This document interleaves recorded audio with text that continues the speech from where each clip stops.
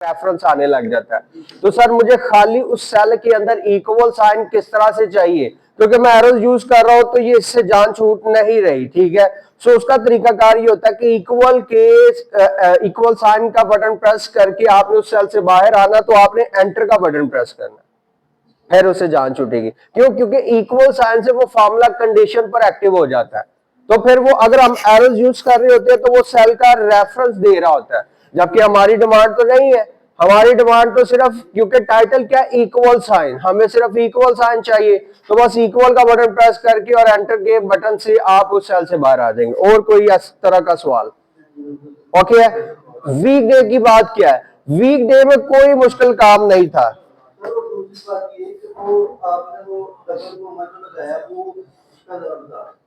उसका क्या मसला है? शिफ्ट के साथ अप्लाई करना। मिसाल के तौर पर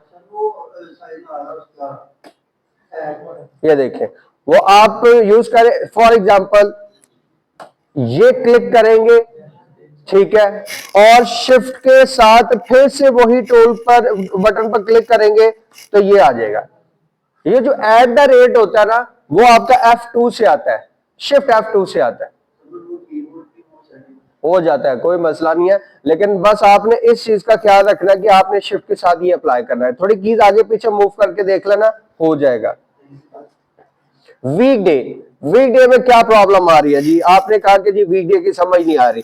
अच्छा, एक और चीज, लास्ट लेक्चर में हमने ये फार्मूला के थ्रू अप्लाई किया था और ये मैनुअल था। उस दिन तो आप लोगों को इसमें जमीन आसमान का फर्क नहीं नजर आ रहा था, सेम थे। लेकिन आज आप देख सकते हैं कि वीक डे भी चेंज हो गया और उसके बाद डे भी चेंज हो गया, मंथ अभी वैसे ही है, ईयर भी अभी वैसे ही है।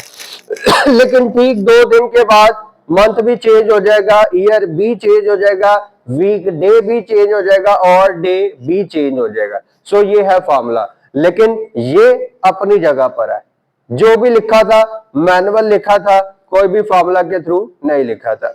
वीकडे में क्या प्रॉब्लम आ रही है? यस, आपने पूछा था ना वीकडे का। हाँ जी, चले कोई मसला नहीं। मैं आपको, क्योंकि मैंने आंसर यहाँ पर अप्लाई किया था ना, अब इसको एडिट करने के लिए एक तो शॉर्ट की F2 का बटन प्रेस कर दो, FN के साथ, फंक्शनल की के साथ। यहां पर समझने में थोड़ी प्रॉब्लम है, इसलिए मैं इस सेल पर क्लिक करने के बाद फार्मूला बार पर आ जाता हूं। ये वो फार्मूला बार है जिसके ऊपर कंप्लीट मैंने फार्मूला अप्लाई किया है। अब मुझे बताएं कि इस फार्मूला में क्या प्रॉब्लम आ रही है। Equal sign CHOOSE choose bracket open WEAK week DAY, क्या होगा? वीक डे होगा, ठीक है। और उसके बाद टुडे का सेल रेफरेंस आ गया, फिर उसके बाद है यही लिखा था, ब्रैकेट नहीं लगाई। वो ब्रैकेट के बगैर तो कंडीशन ही पूरी नहीं कर रहा होता, एरर दे देता ना। हाँ, अब ये देखे, सेम एज इट इज वही फार्मूला। और स्पेलिंग का ख्याल रखना है, WEAK वीक नहीं होगा, WEEK होगा। ओके, हो जाएगा। मोबाइल है इस टाइम, इसके पीछे तो अभी दोबारा कर लेना।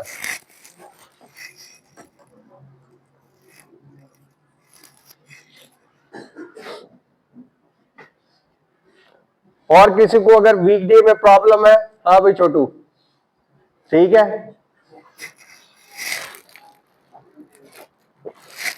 अच्छा, ये नाम किसने रखा तेरा? नहीं, मैंने तो सुना है इस क्लास से।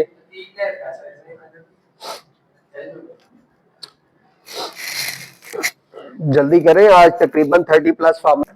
चलो जी, फार्मूला नंबर 13।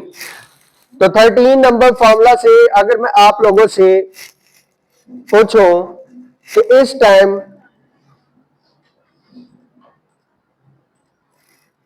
किस रो पर काम कर रहे हैं, ऐसे तो नहीं पता लगेगा, है ना। इसका मतलब मुझे अब एक्सेल से करंट, वो तो लिखा है, नो डाउट वो सेल नेम लिखा है, लेकिन मकसद ये है कि मुझे अब रो जानना है, करंट रो जानना है। वो सेल लिखा है, सेल नेम लिखा है, लेकिन मुझे करंट रो जानना है क्योंकि मैंने हेडिंग्स को ऑफ कर दिया है। इसका मतलब मुझे अब एक्सेल से करंट रो फाइंड करने के लिए फॉर्मूला नेम होगा ROW इक्वल साइन, जो चीज एक्सेल से फाइंड करवानी हो bracket open and bracket close करवाते हैं, जिस तरह से करंट टाइम फाइंड करवाया, करंट डेट फाइंड करवाई। Equal sign ROW bracket open and bracket close करेंगे तो वो करंट लो फाइंड कर देगा। क्यों? क्योंकि अब यहां पर प्रॉब्लम क्या हो रही थी, क्योंकि लास्ट फॉर्मूला मैंने इसे अप्लाई करवाया कौन सा, नाउ का, जिस वजह से इसका फॉर्मेट चेंज हो गया। ठीक है, अब इसका फॉर्मेट चेंज होने की वजह से मुझे कस्टम पर की जगह पर जनरल पर क्लिक करना पड़ेगा, तो आंसर चेंज होगा। क्योंकि बाय डिफॉल्ट हर सेल का जो फॉर्मेट होता है, आप देख सकते हैं क्या जनरल फॉर्मेट आ रहा है, वो फॉर्मूला के थ्रू उस फॉर्मेट को चेंज कर देता है। जैसा कि यहां पर देख सकते हैं डेट का फॉर्मेट आ गया, यहां पर देख सकते हैं जनरली आ रहा है क्योंकि, और यहां पर भी अगर देखा जाए तो ये कस्टम है, खुद से अप्लाई किया है। सो यहां पर डिपेंड करता है, ये मजीद आगे जाकर भी ये चीजें कॉन्सेप्ट्स क्लियर होते जाएंगे कि एक सेल को जनरल में, कस्टम में या किसी फॉर्मेट में कैसे चेंज करते हैं। ओके, तो ये हमने करंट रो फाइंड कर लिया। इसी तरह से अगर मैं नंबर 14 पर बात करूं कि मुझे करंट कॉलम फाइंड करना है, अगर मैं आप लोगों से पूछूं जरा कॉलम काउंट करके बताया जरा, इस टाइम हम किस कॉलम पर काम कर रहे हैं, सॉरी मुझे किस सेल पर, लाइक दिस, ये कौन सा कॉलम है, एंटर करो, नहीं एंटर करने से भी नहीं होगा, वैसे रैंडमली काउंट कर ले, कॉलम काउंट कर ले, आई तो है। अगर हम अल्फाबेटिकली देखें तो आई है, लेकिन अगर हम नंबर वाइज काउंट करें तो 9 आंसर आता है। इसका मतलब मुझे करंट कॉलम को काउंट करना है। ठीक है, काउंट हमेशा गिनती होती है, अल्फाबेट्स काउंट नहीं होते। सो यहां पर equal COLUMN bracket open and bracket close करेंगे तो आंसर आ जाएगा 9 आंसर आ जाएगा। सो सिंगल कॉलम और सिंगल रो को मिलाकर एक क्या क्रिएट होता है, सेल क्रिएट होता है। अब आ जाते हैं फॉर्मूला नंबर 15 से पहले मैं वापस व्यू पर आने के बाद हेडलाइंस को ऑन कर देता हूं, सॉरी हेडलाइंस कर रहा हूं, हेडिंग्स को ऑन कर देता हूं। ठीक है, अब यहां पर मैंने सिंगल कॉलम और सिंगल रो काउंट किया। अब मुझे पूरी शीट के रोज, मतलब ज्यादा सारे रोज को क्या करना है, काउंट करना है। तो फॉर्मूला नेम होगा ROWS रोज इक्वल साइन, जबकि शायद मैंने आप लोगों को पहले भी बताया था, नहीं मैंने आप लोगों को पहले भी काउंट करवाए थे, मे भी शायद आप लोगों को याद हो कि इस पूरी शीट में कितने नंबर ऑफ रोज हैं, नहीं बताए, 1 मिलियन प्लस, मतलब 10,48,576 नंबर ऑफ रोज है। ठीक है, हाँ भाई कैसा है, ठीक है, परेशान नहीं तो लग रहा, तो कल आपने मुझे एक मैसेज भेजा था, ऐसे ही है 15 पर ROWS, याद रखें रोज काउंट किए जाते हैं किसी सिंगल कॉलम के थ्रू। अब कॉलम क्या है, सेल नहीं, क्योंकि सेल बनता है रो और कॉलम को मिलाकर। तो किसी एक सिंगल कॉलम, जैसा कि A column, B column, C column, इनमें से कोई भी कॉलम के थ्रू हम फाइंड कर सकते हैं रोज। तो इसका हम लिखेंगे RANG, रेंज मतलब starting to ending, equal sign ROWS bracket open, तो यहां पर लिखा आता है अरे, जबकि मैंने यहां पर लिखा है रेंज। इसका मतलब रेंज से मुराद किसी एक सिंगल कॉलम, चाहे वो मैं एच कॉलम पर क्लिक कर लूं तो ये एक रेंज लग गई। ऑटोमेटिकली उसने स्टार्टिंग टू एंडिंग कहां तक वही तो काउंट करना है, तो उसने रेंज लगाने के बाद ब्रैकेट को क्लोज कर दिया तो आंसर आता है 10,48,576 नंबर ऑफ रोज है। जैसा कि अभी मैं आपसे पूछूं कि इस टाइम हम किस रो पर काम कर रहे हैं, रो नंबर 20 पर काम कर रहे हैं, जबकि टोटल कितनी है 10,48,576 जो कि 1 मिलियन प्लस 10 लाख से ज्यादा नंबर ऑफ रोज है। सो यहां पर हम इनकी वैल्यू देखते हैं 10,48,576 नंबर ऑफ रोज है। क्लियर है यहां तक? चलो, ये 2 दफा नहीं किया था, किया 1 दफा ही था, किया 1 दफा ही था। सिर्फ क्या है कि वहां पर रेंज का मतलब यह है कि उसने स्टार्टिंग टू एंडिंग रेंज लगाई है, जहां से सेल स्टार्ट हो रहा था रो और जहां पर एंड हो रहा रो, वहां तक उसने खुद ब खुद। अब 10 लाख तक पहुंचने के लिए पैदल जाना था, यहां से है पैदल जाना था, तो फिर रेंज लगानी पड़नी थी ना, इसलिए 10 लाख तक पहुंचे। फॉर्मूला नंबर 16,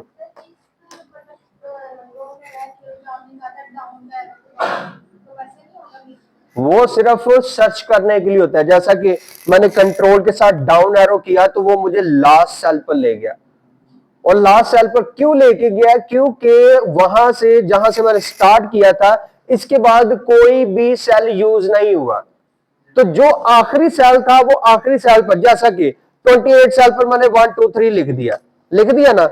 अब अगर मैं इसको क्लिक करके कंट्रोल डाउन एरो करूंगा तो आखिरी सेल इसको कौन सा मिलेगा? 28 सेल मिलेगा। तो कंट्रोल डाउन के साथ वो 28 पर जंप कर जाएगा। इसके बाद है कोई? अब वो लास्ट पर चले जाएगा। ठीक है, सो ये चीज होती है यहां तक। अब आ जाते हैं इसके ऑपोजिट, कॉलम्स, इक्वल साइन है, चले कोई बात।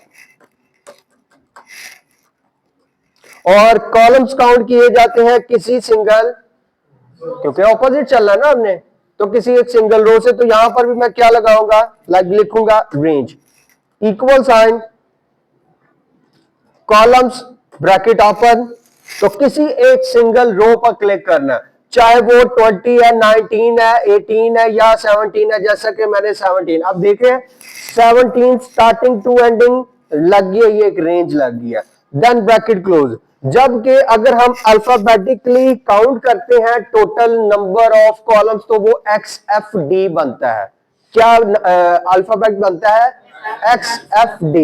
अगर उसको हम नंबर में कन्वर्ट करते हैं तो वो बनता है 16,384। ये वो क्वेश्चन है जो कि पेपर में एमसीक्यूज के तौर पर भी आ सकती है और प्रेजेंटेशन में भी आपसे ये क्वेश्चन किया जा सकता है। ओके तो कितने टोटल नंबर ऑफ कॉलम्स हैं? 16,384 नंबर ऑफ कॉलम्स है। और अगर हम इनको अल्फाबेटिकली काउंट करके देखें तो क्या बनता है? XFD। डन। सिंगल सेल कैसे बनता है? एक सेल कैसे बनता है? सिंगल कॉलम और सिंगल रो को मिलाकर। क्या हमने पूरी शीट के रोज काउंट किए हैं? क्या पूरी शीट के कॉलम्स काउंट किए हैं? तो क्या हम यहां पर पूरी शीट के सेल्स काउंट कर सकते हैं? तो इसका मतलब रोज को मल्टीप्लाई कर दूंगा कॉलम्स के साथ, तो इस पूरी शीट के क्या आ जाएंगे? सेल्स आ जाएंगे। तो यहां पर सिर्फ याद दहानी के लिए मैंने फॉर्मूला नेम लिख दिया सेल्स का, जबकि इसका तरीका का डिफरेंट है। सम bracket open, rows multiply columns. अब इन दोनों में क्या चीज चलेगी? सेल रेफरेंस चलेगा। ठीक है, क्योंकि हम सेल रेफरेंस ही देंगे। Equal sum bracket open, rows multiply, static का साइन लाइक मल्टीप्लाई, और कॉलम्स का cell reference, then bracket close. तो ये आपके पास टोटल नंबर ऑफ सेल्स आते हैं। पता नहीं क्या लिखा है, ये खुद ही समझ लीजिएगा।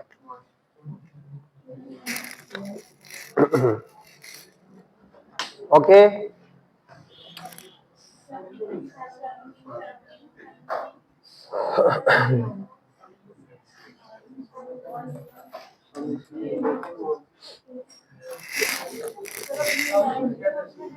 नहीं, ये ज्यादातर ये 2 फॉर्मूलाज आते हैं, ये सिर्फ समझाने के लिए, जबकि ये कैलकुलेशन भी नहीं करवाते।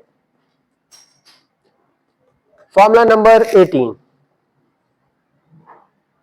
पर हम बात करेंगे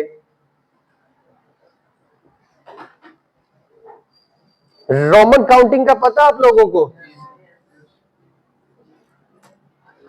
जी हाफिज, नहीं पता? यस, नहीं पता। सुनाओ। हाँ हाँ, सुनो सुनो। यस, रोमन काउंटिंग सुनाओ बेटा। हाँ सुना, क्या हो गया? क्योंकि मेजॉरिटी हम रोमन काउंटिंग को लिखते हैं। और चलो, अगर मैं आपसे कहूं कि अगर आप लिख सकते हो तो कहां तक लिख सकते हो?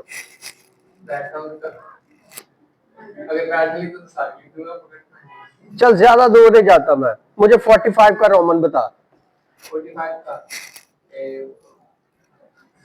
ये उन लोगों से भी सवाल है। VI या पेपर पर लिखो जरा, कह रहे पेपर पर लिखो और लिख देना, मैं फिर आपको बताऊंगा कि आपका आंसर ठीक था कि रॉन्ग था। 515 लिख दिया। हाफिज आप मुझे बताएं, आप लिख देना कि सर ये 45 का रोमन ये बनता है, और कुछ स्टूडेंट भी अगर लिख दे। हाँ जी, आप कुछ कह रहे हैं? आप भी लिख रहे हो? उस जैसा ना लिखना जो वो लिखे। 40, चले आप 55 का लिख दें, आप 55 का लिख दें। आप 50 का रोमन लिखो, आप 45 का रोमन लिखो, आप 55 का रोमन लिखो, आप 35 का रोमन लिखो, और आप 40 का रोमन लिख दें। ये 5 लोगों को मैंने ये, आप 150 का रोमन लिख दें। लिख लिया आप लोगों ने? हाँ भाई, क्या हुआ? लिख लिया ना? कौन सा दिया था मैंने? 50 का? 50। यस, क्या लिखा है वो बताओ जरा। 5 मतलब 5 लिखकर एक्स लगा दिया उसके। 5 एक्स लगाए हैं, वी एक्स लगाया है। ठीक है, आपने क्या लिखा है? V I, V double I लिखा है। वी आई वी, अच्छा वी आई वी लिख दिया। यस, हाँ भाई 150। यस, आप है ट्रिपल एक्स वी। यस, हाँ जी, आप नहीं लिखा गया। यस, आई वी एक्स, ये किसका लिखा आपने? 40 का। और चलो बस रहने दो अब आप लोग, मैं फाइंड कर देता हूँ। चले चले वापस। ROMAN ब्रैकेट ओपन, और यहां पर याद रखे रोमन काउंट करने के 2 तरीकेकार है। एक तरीका का सेल रेफरेंस, मतलब उस सेल का रेफरेंस जिस सेल के अंदर वर्ड लिखा है। क्या लिखा है? क्या लिखा है? उस सेल का रेफरेंस देना जिस सेल के अंदर वर्ड लिखा है। क्या लिखा है? और जिस सेल के अंदर वैल्यू लिखी है। कभी सुना कि नाम को रोमन में कन्वर्ट किया हो? वैल्यू को कन्वर्ट कर सकते हैं हम। हाँ जी, तो हम कभी भी उस सेल का रेफरेंस नहीं देंगे जिसके अंदर वर्ड लिखा हो, हम उसका रेफरेंस देंगे जिसमें वैल्यू हो, नंबर हो। तो यहां पर हम कर देंगे cell reference then bracket close, ताकि आपको याद रहे। तो दूसरा तरीकाकार हम खुद से लिखेंगे, फिर किसी का सेल रेफरेंस नहीं होगा, खुद से वैल्यू लिखेंगे। एक तरीकाकार इक्वल ROMAN ब्रैकेट ओपन, जैसा कि मैंने इस सेल का रेफरेंस दे दिया और उसमें क्या वैल्यू लिखी है? 18। तो इसका मतलब इस 18 को वो रोमन में नॉर्मली हमें 20 तक पता होता है कि रोमन काउंटिंग क्या होती है। उसके बाद अब अभी ये जो आप लोगों ने सारे तुक्के लगाए हैं, ठीक है, देन ब्रैकेट क्लोज करते हैं तो आंसर आता है ये, जिसका हमें पहले पता था XV होगा। ठीक है, ये 18 का रोमन है। अब दूसरा तरीकाकार ये है कि मुझे खुद से वैल्यू लिखनी है, जैसा कि मैंने आप लोगों को वैल्यूज दी थी।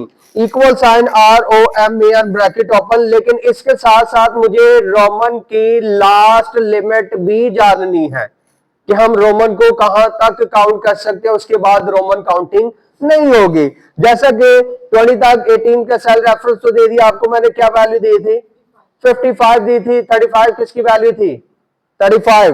तो 35 पर क्लिक करने के बाद ब्रैकेट, क्यों, क्योंकि यहां पर इन्वर्टेड कॉमास की जरूरत किसके लिए जरूरी होते हैं, वर्ड के लिए, कोई नाम लिखनी हो, वैल्यू नंबर के लिए नहीं जरूरी होते। तो 35 का रोमन आएगा XXX।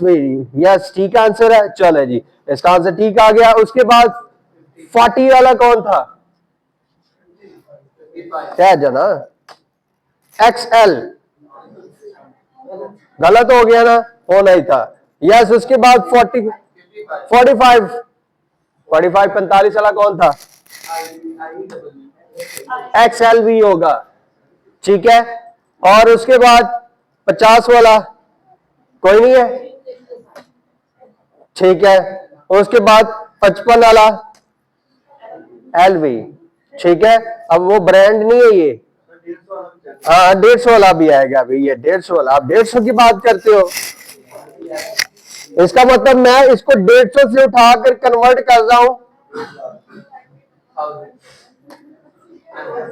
कि 1 से लेकर 1000 तक रोमन काउंट हो सकता है। चले और भी जानते हैं, डायरेक्ट मैं कन्वर्ट करता हूं,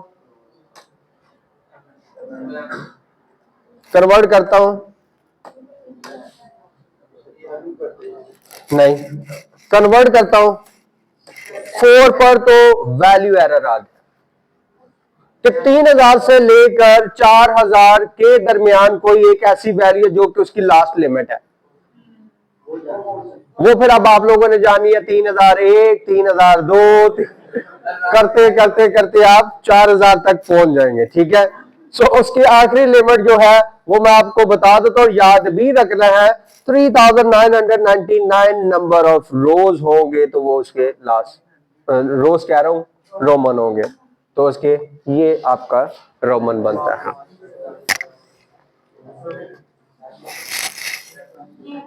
ये 3999 का रोमन है, इसके बाद वैल्यू एरर है।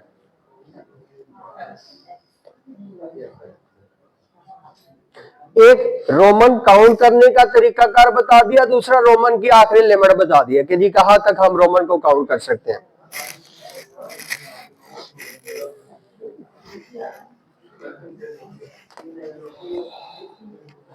Okay, next formula number 19।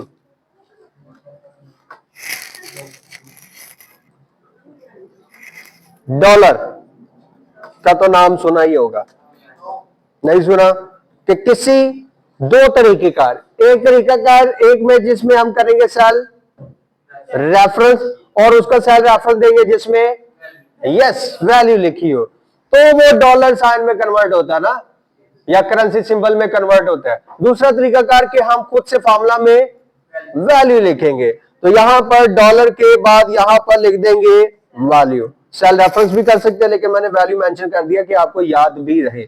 Equal sign DOLLAR bracket open, और मैंने इसका सेल रेफरेंस दे दिया। अब उसके अंदर 19 लिखा है, 19,000 लिखा है, 19 लाख लिखा है, वो मैटर नहीं करता, मैटर करता है वैल्यू लिखी है, ठीक है।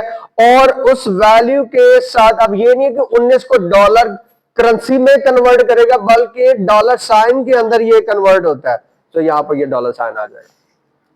क्लियर है, ये तो हो गया फार्मूला। सर अगर किसी और करेंसी में कन्वर्ट करना हो, लाइक सिंबल चाहिए, प्रॉब्लम नहीं है, उसके लिए मिसाल के तौर पर मैंने लिख दिया 50, मैं चाह रहा हूं कि इसके साथ कोई और लाइक पाकिस्तानी रुपीस PKR आना चाहिए, तो उसका एक तरीकाकार, पहले मुश्किल तरीकाकार, वो क्या है, होम पर आने के बाद यहां पर नंबर, जबकि जनरल पर, और चले जाएंगे मोर नंबर फॉर्मेट पर, और बात हो रही है करेंसी की, तो करेंसी पर, जबकि बाय डिफॉल्ट कौन सी करेंसी सिलेक्ट है, डॉलर साइन है, ये डेसिमल प्लेसेस। जिस तरह से पेट्रोल महंगा हो तो कहते हैं ना 50 से 3 रुपए इतने पैसा महंगा हो गया, मतलब पॉइंट के बाद डेसिमल नंबर्स होते हैं।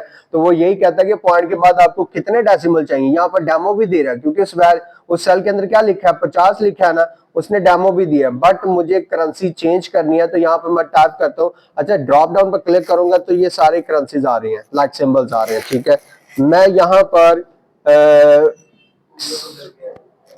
पी पर क्लिक करता हूं तो ये आपके पास ऑप्शन आ जाती है पी के आर।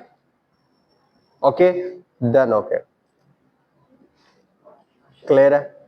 चल बस आसान तरीका, हाँ आसान तरीका कार ये है, बस आपने राइट क्लिक करना है और फॉर्मेट सेल पर जाना है, करेंसी पर क्लिक कर दो। ठीक है, बस ये है फॉर्मूला नंबर 20।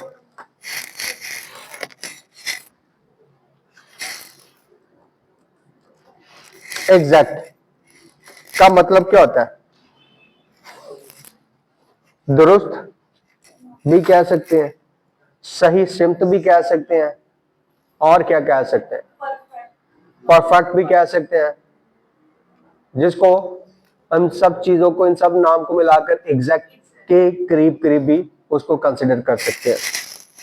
आप में से कितने ऐसे स्टूडेंट हैं जो कि अकाउंट्स की फील्ड को जानते हैं, जिन स्टूडेंट्स ने आई कॉम बी कॉम किया हो? सिर्फ एक ही स्टूडेंट है, बाकी सारे डेवलपर बैठे हैं। हाँ जी, क्या आईकॉम कर रहे हो?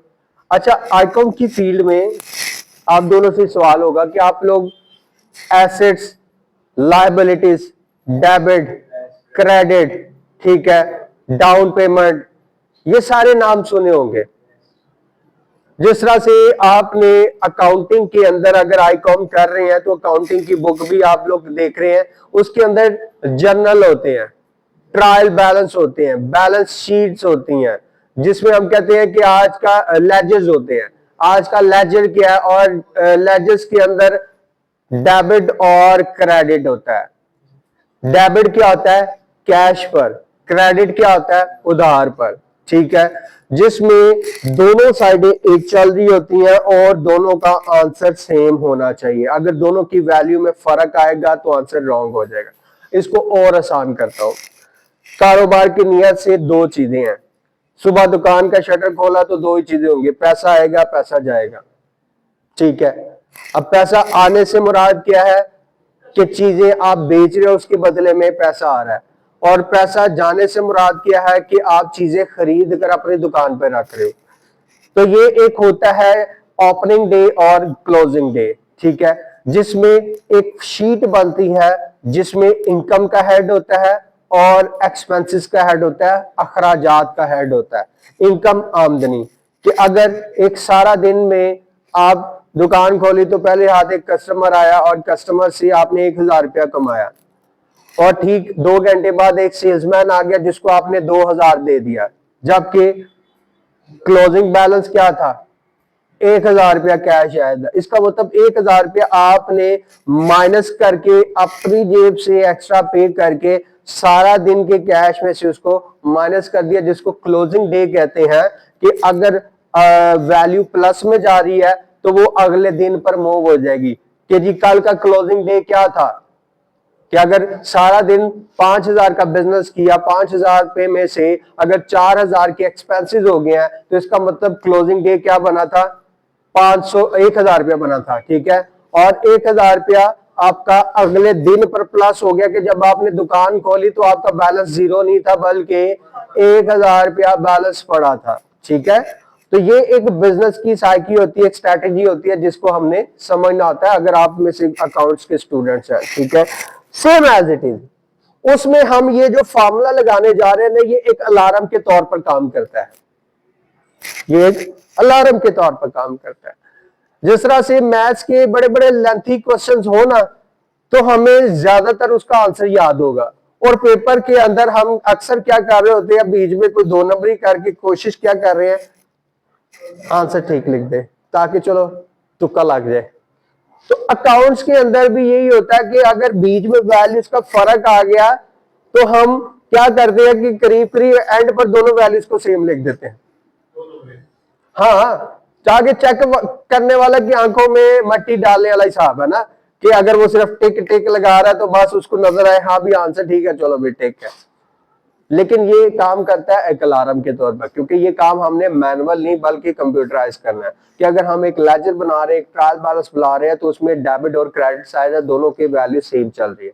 और ये अलार्म के तौर पर कैसे काम करता है, जैसा कि कभी भी सिंगल वैल्यू प्लस नहीं हो सकती, उसके लिए दूसरी वैल्यू का होना जरूरी है। ठीक है, कभी भी रेस के अंदर सिंगल अकेला नहीं दौड़ सकता, उसका कंपटीटर का दूसरे का होना जरूरी है, नहीं तो वो अकेला ही फर्स्ट है, अकेला ही लास्ट आएगा। ठीक है, इसलिए यहां पर हमें डेबिट और क्रेडिट दोनों साइडों को लेकर चलना पड़ता है। अगर दोनों की वैल्यू सेम होगी तो आंसर आएगा ट्रू, अगर दोनों की वैल्यूज में फर्क आएगा तो आंसर आएगा फॉल्स। तो एग्जैक्ट सेम और आज ये है वैल्यू, क्योंकि ये काम करता है उस लेजर के साथ। हम अलार्म के तौर पर साइड पर ये फॉर्मूला लगा देते हैं और लास्ट पर हम उसको क्लोजिंग पर दोनों का सेल रेफरेंस दे। अब मेरे पास ना तो मैं लेजर्स बना रहा हूं ना ट्रायल बैलेंस बना रहा हूं, इसलिए मैं इन दोनों को मैनुअल लिखूंगा, सेल रेफरेंस नहीं होगा, value comma value then bracket close, equal sign, exact bracket open. मिसाल के तौर पर एग्जैक्ट कैट लिख दिया था, ब्रैकेट ओपन 100,101, दोनों वैल्यू सेम है, दोनों वैल्यूज नहीं, तो आंसर आ गया फॉल्स। और अगर मैं दोनों वैल्यूज को मैन्युअली ही सेम करता हूं तो आंसर आ जाता है ट्रू। अब सोचे कि अगर ये सेल रेफरेंस हो तो खुद ब खुद क्या हो रहे होंगे, true false true false true false, और लास्ट पर आपको एग्जैक्ट आंसर पता लग जाएगा कि ये आपका आंसर ठीक है कि नहीं। जिससे क्या होता है कि आपको लास्ट पर बीच में पता भी लग जाएगा कि कहां पर आप मिस्टेक करते जा रहे हैं। ओके, बस इसका इतना सा काम है? और घटिया इंसान ये अभी क्या डेमो नहीं है?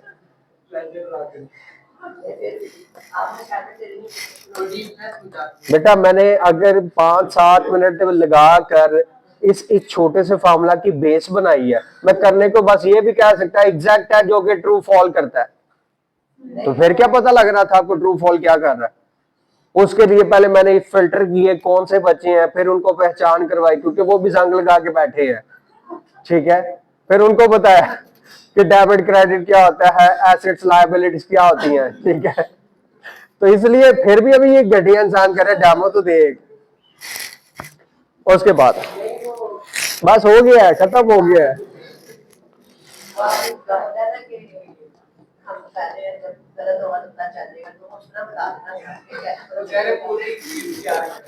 ये इतना टाइम नहीं है मेरे पास, आगे जाके मैं अगर, क्योंकि लेजर्स की अगर बात आएगी ना, चुप कर जाए। फॉर्मूला नंबर डॉलर एग्जैक्ट,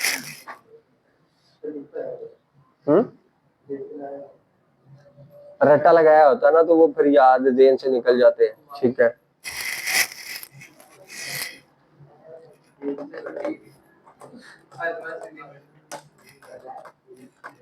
असल में मैं ना ग्रुप बना रहा होता हूँ ताकि आप लोगों के, मैं ग्रुप को कह सकते आगे पीछे भी कर दूंगा ना तो वो फॉर्मूलाज मिक्स हो जाते हैं, इसलिए वो जरा लेंथ, नाम सुना होगा जिसको हम डिस्टेंस भी कहते हैं, ठीक है, लंबाई भी कहते हैं।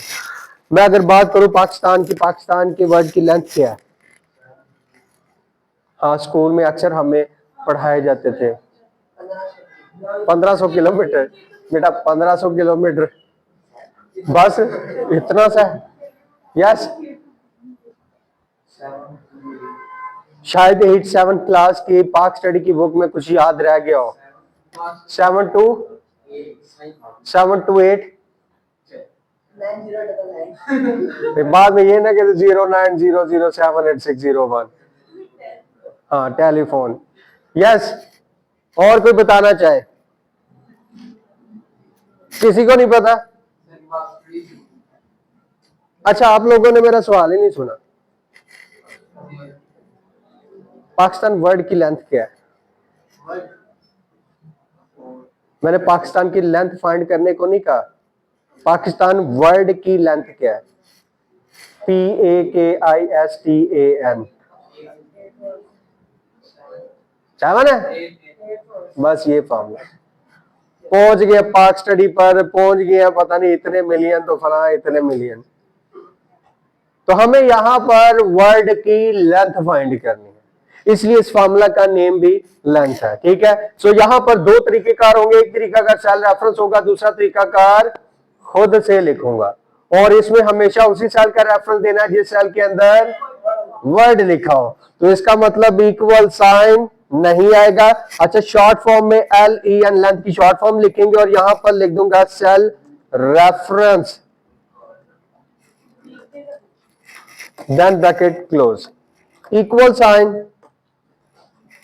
LEN ब्रैकेट ओपन, और यहां पर मैंने फॉर एग्जांपल इसी का सेल रेफरेंस दे दिया। मुझे जरा काउंट करके बताइएगा कि इस सेल को काउंट करके बताएं कि आंसर क्या आएगा।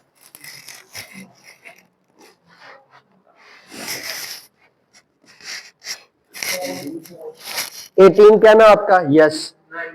19 कहना है, मतलब एक क्लास में आंसर नहीं सेम हो रहे तो मैं क्या करूं? 20। यस, ये तो बात की बातें हैं ना, अभी तो आप लोग अपने अपने अंदाज से आंसर दे रहे हो।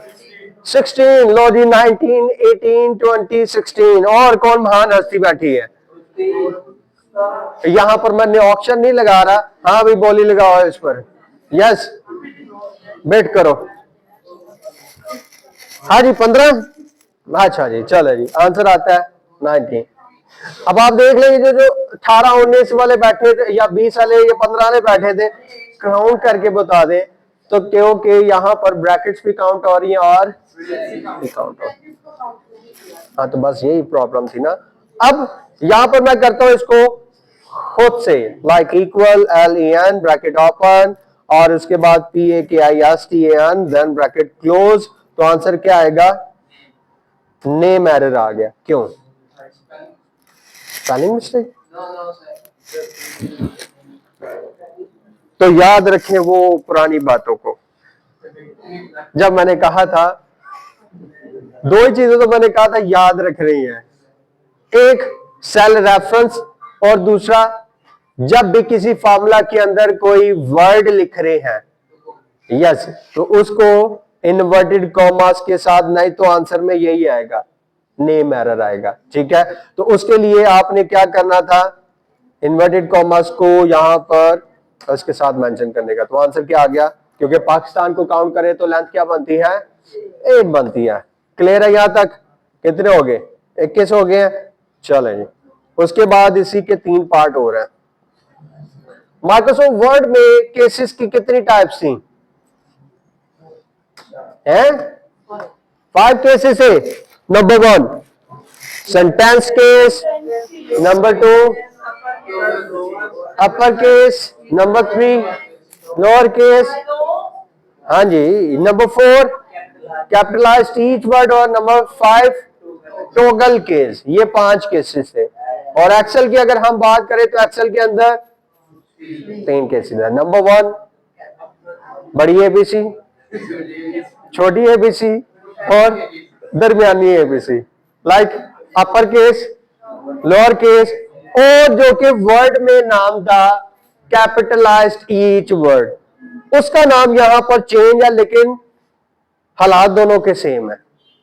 उसका यहां पर नाम होगा, क्या होगा वो भी देखते हैं। सबसे पहले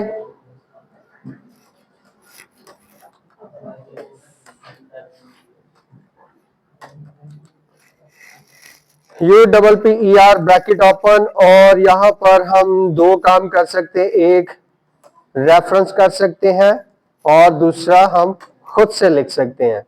equal sign UPPER bracket open, और यहां पर आने के बाद मैंने इसी का सेल रेफरेंस दे दिया। कोई प्रॉब्लम तो नहीं ना? तो सेल रेफरेंस दे दिया तो फर्क क्या पड़ेगा? बस वही सारी चीज किस फॉर्म में आ जाएगी? कैपिटल केस में आ जाएगी। ओके, और इसी तरह से अगर मैं मैनुअल करता हूं, इक्वल UPPER ब्रैकेट ओपन और पाकिस्तान लिखता हूं स्मॉल में, देन ब्रैकेट क्लोज करता हूं तो आंसर नेम एरर आता है। क्यों? इन्वर्टेड कॉमास, क्योंकि हम फार्मूला के अंदर वर्ड खुद से लिख रहे हैं, इसलिए वो आप कैपिटल फॉर्म में आ गया। डन। इसी का second part, lower case, LOWER bracket open, cell, then bracket close,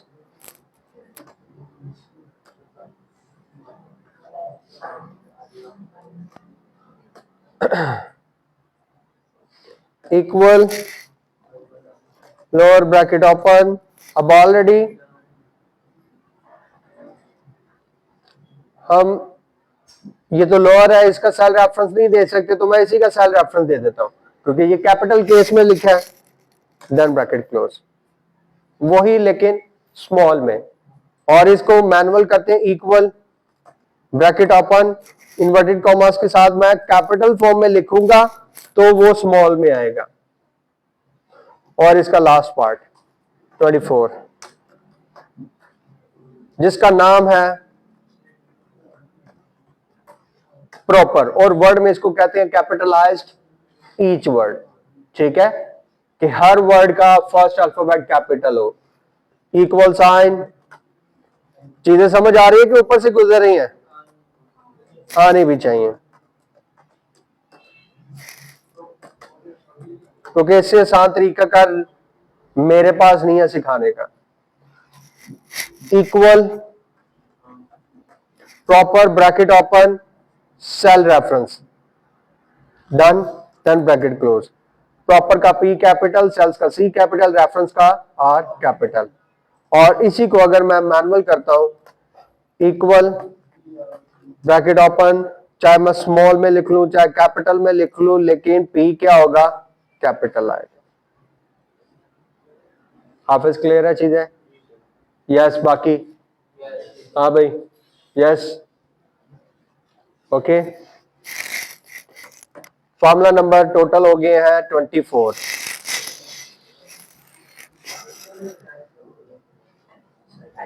कोई ठहर टाइम हो गया।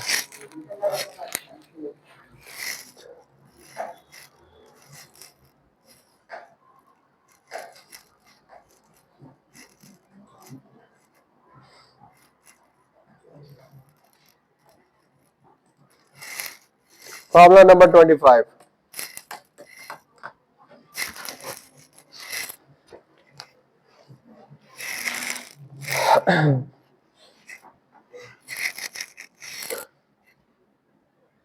स्कूल लाइफ में हमें एक चीज सिखाई जाती है, जैसा कि 2.5 है तो वो किसके इक्वल है? 2.5 है तो 3 के इक्वल है। 2.7 है तो वो किसके इक्वल है? 2.2 है तो वो किसके इक्वल है? 2 के। 2.4 है तो वो किसके इक्वल है? कि मतलब 2.5 से प्लस या 5 होगा तो वो कन्वर्ट हो जाएगा 3 में। तो इसका मतलब इसको बोलते हैं राउंड फिगर्स, जिसको हम कहते हैं कि मुझे पॉइंट को खत्म करना है, इसको राउंड अप करना है, राउंड डाउन करना है। ठीक है, लेकिन हम यहां पर अगर बात करेंगे इन फार्मूलास की तो वो फिर पॉइंट को देखेगा, फिर हमारे कॉन्सेप्ट को नहीं देखेगा। जो हमें बताया गया था कि 2.5 होगा तो वो 3 होगा। एक्सेल कहता है 2.1 भी है ना, अगर आप उसको राउंड अप कर रहे हैं तो वो 3 में कन्वर्ट हो जाएगा।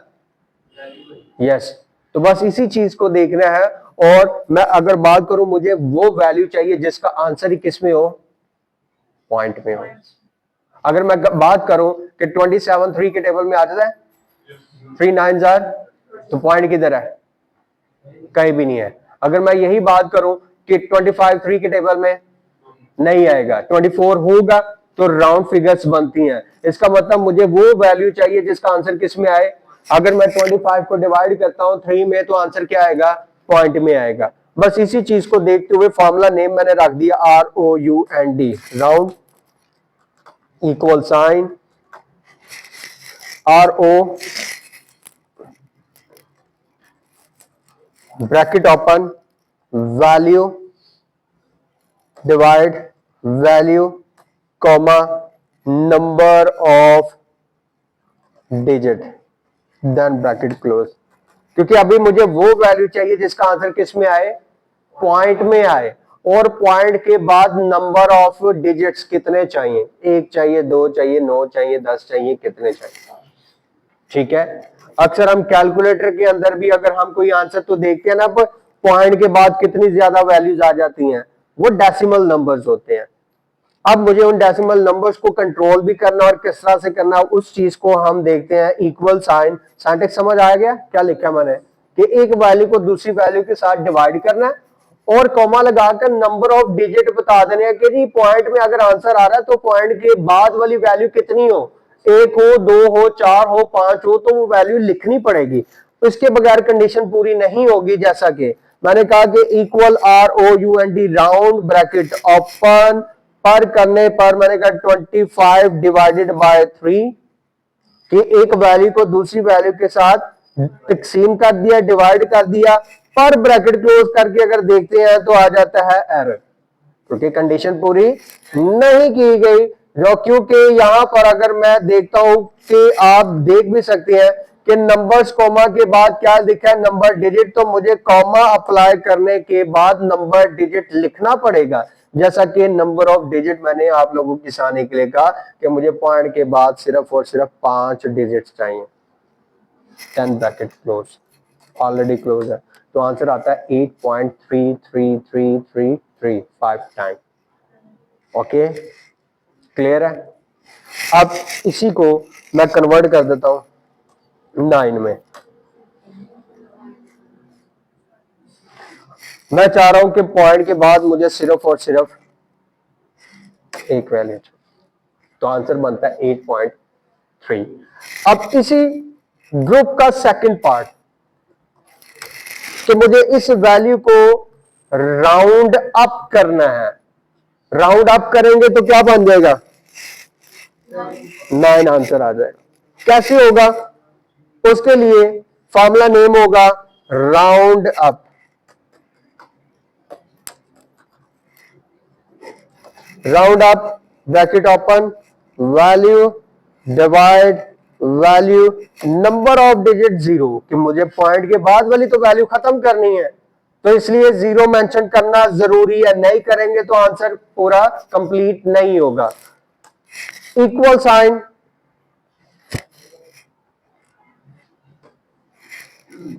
राउंड अप नाम का फॉर्मूला मौजूद है। ठीक है, ब्रैकेट ओपन, वही value 25 divided by 3 comma 0, 10 bracket close, तो आंसर आता है, क्योंकि राउंड अप कर रहे हैं। ठीक है, और फॉर्मूला नंबर 27, बेटा बैठा रहा, राउंड डाउन मतलब पीछे वैल्यू ले जाना, equal sign, round down, bracket open, value divide value comma 0, then bracket close. Clear है, लिखने की जहमत तो करनी नहीं तूने, है ना। Equal round down bracket open 25 divide 3 comma 0, तो आंसर क्या आ जाएगा, यस आंसर आ जाएगा 8। क्लियर है, कोई प्रॉब्लम, कितना टाइम रह गया, 5 मिनट्स, 8 मिनट।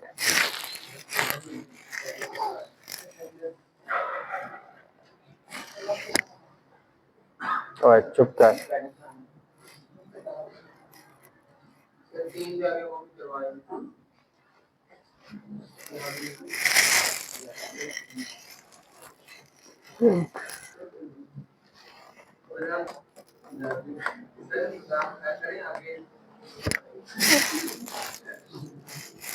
जी आप बेफिक्र हो जाए, आप परेशान ना हो।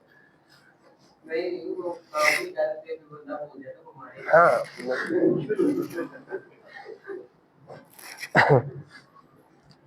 क्योंकि फिर मैं उस पर कहूंगा फॉर्मूला नंबर मैक्सिमम के मिनिमम,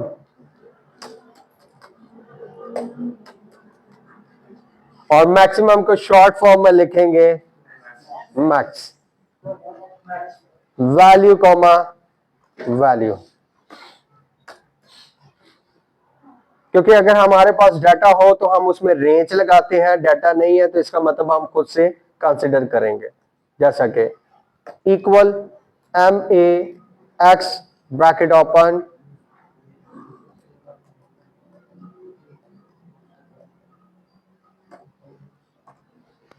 डेमो दिया, और इसमें मैक्सिमम वैल्यू क्या है, और अगर डाटा हो तो रेंज लगती है, जो आगे जाके मैं इसका डेमो भी दूंगा रिजल्ट शीट के अंदर। 29 बाद फिर एंड वाले फार्मूला पर आ जानी है। मिनिमम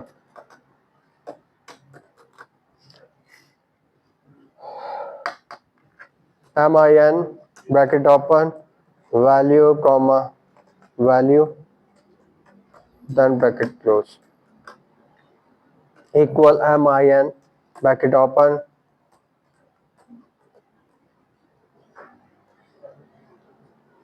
सो answer 1 answer. Okay, formula number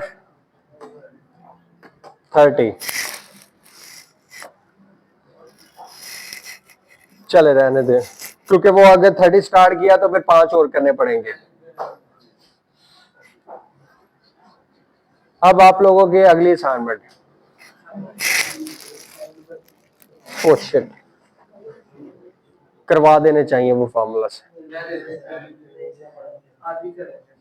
चले फिर वैसे ही आप लोगों को फ्री स्टाइल असाइनमेंट देता हूं, ठीक है, जो आप लोगों ने बना कर आनी है। टेबल्स आते हैं आप लोगों को याद है? सच बता रहे, मैंने पूछ लेना, कोई भी टेबल सुन लेना। ये देखे ना, ये सच्चाई वाली बात की है, ठीक है। नॉर्मली स्कूल लाइफ में 10 तक 12 तक हमें करवाए जाते हैं, बहुत कोई जोर जबरदस्ती करे तो 20 तक ले जाते हैं, ठीक है, लेकिन वो याद फिर भी नहीं रहते, ठीक है, क्योंकि ये चीजें प्रैक्टिस में नहीं ना रहती। प्रैक्टिस में हो तो ये चीजें फिंगर टिप पर हो, जिसकी मैं जिंदा एग्जांपल आप लोगों को दे देता हूं। जैसा कि स्कूल लाइफ के अंदर हमें टेबल्स को याद भी करवाया जाता था, लिखवाया भी जाता था और सुना भी जाता था। यस, जैसा कि अगर मैं आप लोगों से 2 के टेबल की बात करूं, जो कि ऑलमोस्ट सबको पता होगा कि 2 का टेबल का एक सुनाने का तरीकाकार क्या था। 2 1s are 2, 2 2s are 4, 2 3s are 6, 2 4s are 8, इस तरह से करते करते 2 10s are 20 तक आते थे। आज अगर हम बात करें 2 4 6 8 10 12 14 16 18 20, ये हमारे फिंगर टिप पर है। क्यों? क्योंकि ये ज्यादा चीजें रिपीट होती है। क्योंकि आज अगर हमें 2 की सीरीज का टेबल कहा जाए तो हम ये नहीं कहेंगे 2 1s are 2, 2 2s are 4, बल्कि 2 4 8 6 10 12 14 18 16 20 की सीरीज बन जाती है। ओके, और यहां पर सेम एज इट इज, ये जो स्ट्रक्चर बनाया ना मैंने, ये जो पहले फार्मूला से स्टार्ट किया, ये सिर्फ आप लोगों की आसानी के लिए है कि आज अगर हमें 2 के टेबल की बात करनी हो तो हम पूरा स्ट्रक्चर नहीं बनाएंगे, बस 2 4 6 को डिस्कस करेंगे। बस यही चीज थी, हमारे काम की चीज सिर्फ यही है। ये सिर्फ आप लोगों को समझाने के लिए कि फार्मूला नेम ऐसे होता है, उसके लिए ये जरूरी है, और इसको देखकर ये आप अप्लाई कर सकते हैं। अगर फॉर एग्जांपल ये चीज सिर्फ यही आपके सामने होती और बस मैं यही कर रहा होता, लाइक यही एग्जांपल्स कर रहा होता, तो आपकी ये चीजें पल्ले नहीं पड़नी थी। बस ये समझ ले कि इन चीजों को समझाने के लिए, वो टेबल याद करवाने के लिए वो स्ट्रक्चर को सिखाया जाता था। अब अगर हमें कोई वैल्यूज को प्लस मल्टीप्लाई डिवाइड करना हो तो फिर हम वो स्ट्रक्चर नहीं साथ में लाते, ठीक है। और इसी तरह से जितनी मैंने आप लोगों की तकरीबन 30 फार्मूलास तक बेस बना दिया, तो जब हमने आगे असाइनमेंट्स में जाना है तो फिर हमने ये नहीं करना कि यहाँ पर तो डेट का फार्मूला नहीं आ रहा, यहाँ तो इक्वल साइन की आपने हेडिंग नहीं दी, उसमें सिर्फ और सिर्फ क्या होगा, एग्जाम्पल हो, बस कि हमने उस डाटा को देखते हुए एग्जाम्पल्स फॉलो करनी होती है और हमें उसका क्या चाहिए, आंसर चाहिए। ये इसलिए आप लोगों की बेस बनाई थी इन चीजों को लेकर। करने को मैं पहले असाइनमेंट पर भी वो फार्मूला स्टार्ट कर देता, ये भी ना करवाता, असाइनमेंट्स के अंदर ही फार्मूला स्टार्ट कर देता, तो वो आप लोगों के लिए बहुत मुश्किल होना। इसलिए मैं कहूंगा कि ये जाकर इसकी प्रैक्टिस कर लें। अभी ये वो फार्मूलाज हैं जो कि असाइनमेंट से हटकर है, अभी असाइनमेंट्स पर नहीं हो रहे, ठीक है। अभी ये सिंगल सिंगल फार्मूलाज हैं, अभी आगे जाके बहुत सारे ऐसे फार्मूलाज आने हैं, जो बहुत सारे फार्मूलाज मैं यहाँ पर मिस कर रहा हूं, जो कि डाटा के बगैर अप्लाई नहीं हो सकते। उसके लिए डाटा का होना जरूरी है, 100% जरूरी है, फिर जाकर बात बननी है। ओके, तो ये यहां तक आप लोगों ने कर लेना है, एक दफा इसका होमवर्क भी करना है। जैसा कि 12 फार्मूलाज हमने पहले किए थे, आज हमने 13 से स्टार्ट किया, 13 से ऑनवर्ड हम यहां तक 29 तक फार्मूलाज किए। इसकी पिक्चर भी क्लिक कर लेंगे, जिस तरह भी है ये करना आप लोगों ने होमवर्क, उसी फाइल जहां पर 12 किए थे उसी के नीचे करना है। और दूसरी असाइनमेंट क्या होगी, आपने टेबल्स लिख कर आने हैं 2 से 10 तक।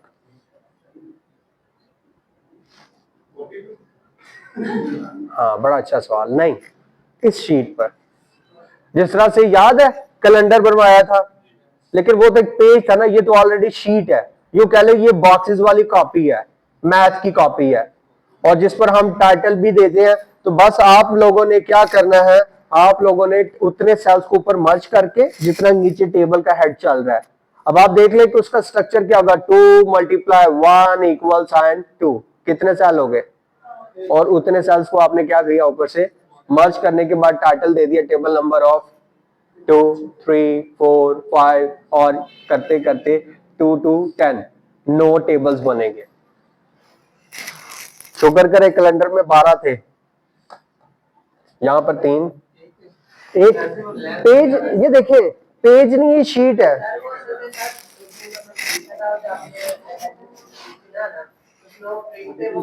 लेकिन छोड़ दें, आपने इनको नहीं बताना। हेलो, आप ये चीजें पढ़ के दोबारा बैठे हो, इनको नहीं बताना, ये खुद ही बनाएंगे।